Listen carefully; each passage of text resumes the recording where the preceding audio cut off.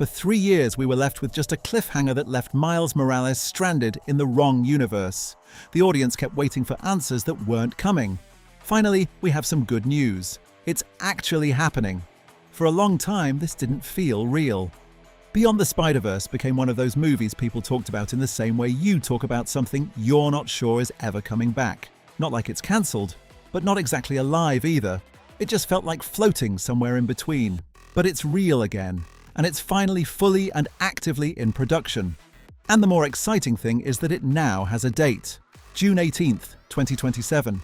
The release of the date felt more like a reassurance than just a release window. It's Sony stepping out and saying, "Relax, we're still here. This is still happening." Because people were starting to worry. And honestly, they had every reason to. Across the Spider-Verse dropped in 2023 and didn't just end on a cliffhanger. It literally dropped the audience off a cliff and walked away. Miles Morales was trapped in the wrong universe, face to face with a version of his father that isn't his. Every Spider-Person he trusted suddenly turned against him, and the credits rolled just like that. No resolution or safety net. The audience were just left with tension, so naturally everyone asked the same question. When's the next one? At first the answer was supposed to be 2024. Then it wasn't. Then it became silent, and not the normal "we're working on it" silence. This was the kind that stretches just long enough to make people uncomfortable, then concerned, then suspicious. It started to feel like something had gone wrong. And technically, something actually did, just not in the way people thought. Why it took this long? Here's the honest version of what happened. At some point during development, Phil Lord and Chris Miller sat down and really looked at the film they were making.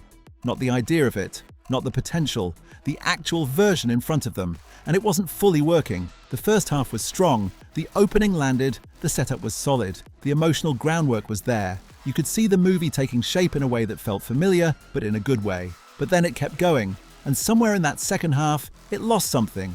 The story didn't have a spine running through it. It didn't have that central emotional thread holding everything together.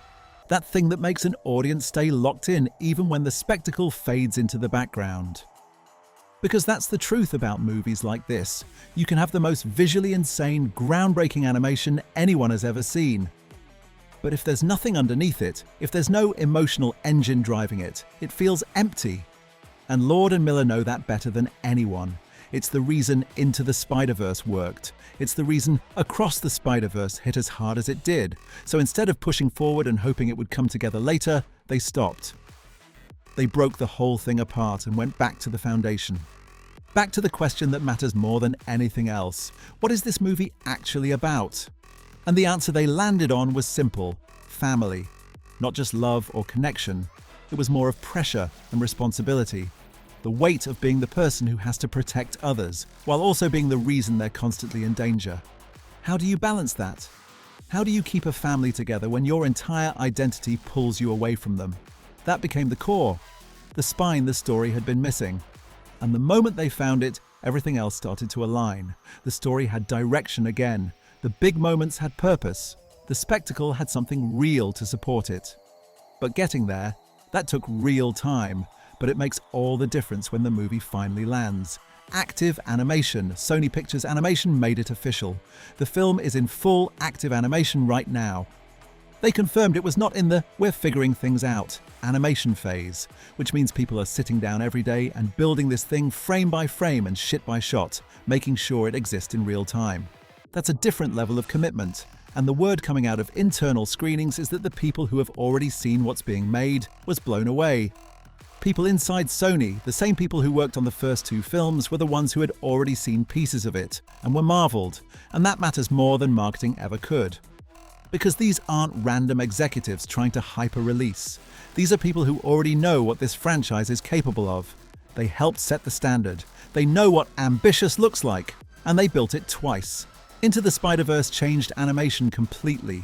It didn't just look different, but felt different. It felt like a comic book had come to life without losing what made it a comic book in the first place. Then Across the Spider-Verse pushed even further. Every world had its own identity, its own visual language. You could pause the film at almost any frame and immediately know where you were.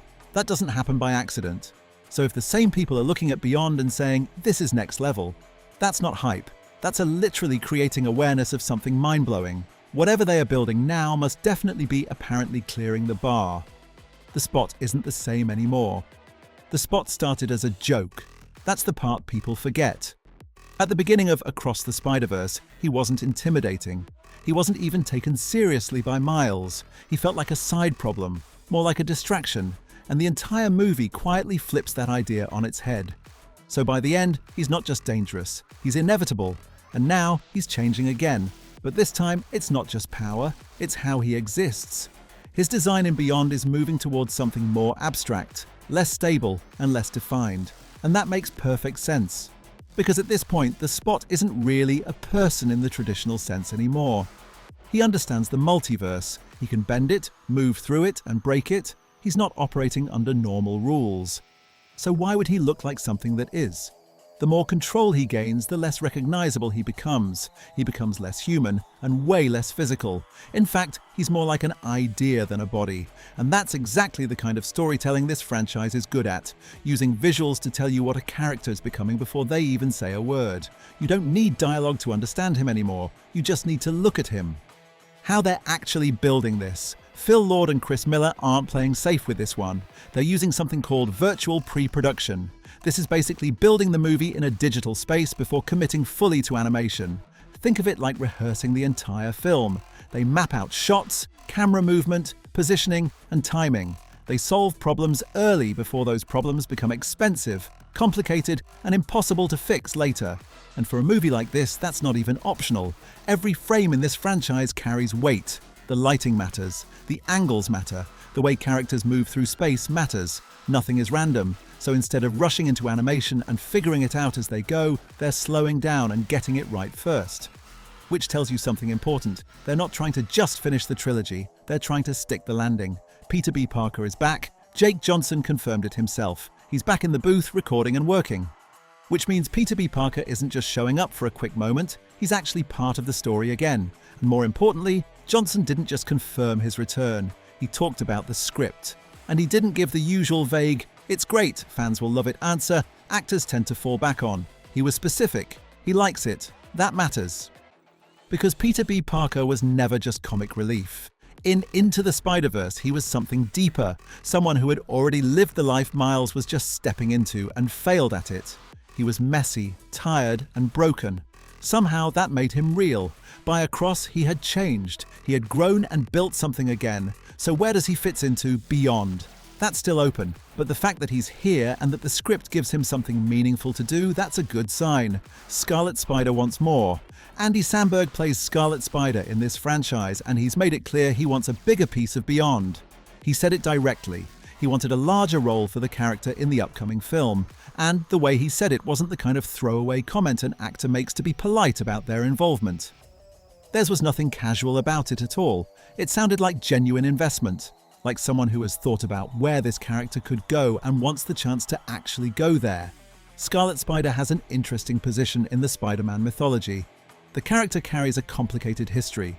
Talk about clones, identity crises, questions about what makes someone real versus manufactured. There's thematic material there that fits perfectly into what this trilogy has been exploring.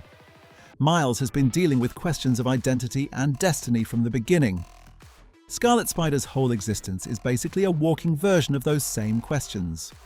Whether Sony gives Samberg the expanded role he's after remains to be seen, but the fact that the actor is pushing for it publicly suggests he sees the same potential in the character that fans do. The universe is expanding carefully. Sony is already looking ahead. Spider-Gwen and Spider-Punk are both getting solo films. And that makes sense. Both characters have built serious fan followings. Not just because of their roles in the story, but because of how distinct they feel, visually, emotionally, and even tonally. The important detail here is the timing. Sony has been clear that these spin-offs are planned to move forward after the trilogy concludes. They're not trying to expand the universe before they've finished the story they started. Which is the right call. The mistake a lot of franchises make is branching out before the core narrative is complete, diluting the main story's weight by spreading attention across too many simultaneous threads. They're finishing the main story first, and that's the right move. Because once the trilogy is complete, those spin-offs don't feel like distractions. They feel like extensions. Spider-Gwen especially has the kind of emotional depth that could carry an entire film on its own. There's still so much of her story that hasn't been explored fully. Spider-Punk is different, louder, more chaotic, more rebellious, a completely different energy. But if this franchise has proven anything, it's that it knows how to handle different energies. June 18th, 2027. 3 years is a long wait. No point pretending it isn't. But the alternative was rushing something that didn't feel right. And for a trilogy like this, that would have been worse. Much worse. So yes, it took longer than expected. It tested people's patience and made the whole thing feel uncertain for a while. But now, there's a date. A real one. Everyone excitedly looks forward to June 18th, 2027. And this time, it actually feels like we're going to get there.